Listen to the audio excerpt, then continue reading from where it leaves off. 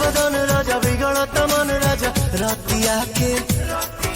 छगल छन छन करे चूड़ी खन खन करे अथिया के कहीं तो धाई रौर गोड़ लीना बाटे कमर कमजोर पिया छोड़ दीना बाटे कमर कमजोर पिया छोड़ दीना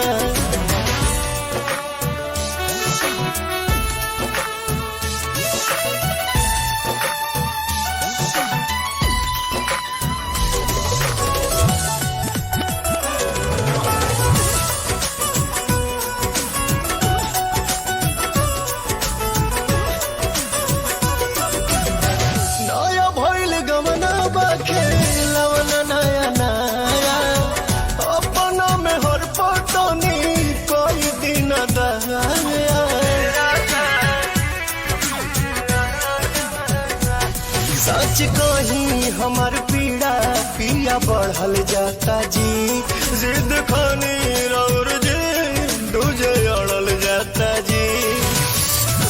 से हचकाई के ही लोग दीना बाटे कमर कमजोर पिया छोड़ दीना बाटे कमर कमजोर पिया छोड़ दीना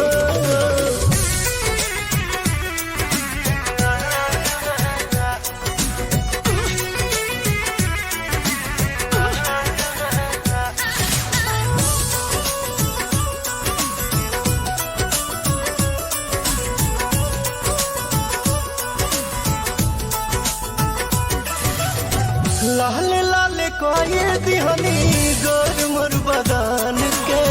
प्रिंस पिरियन सुआदत भइल बा पवन के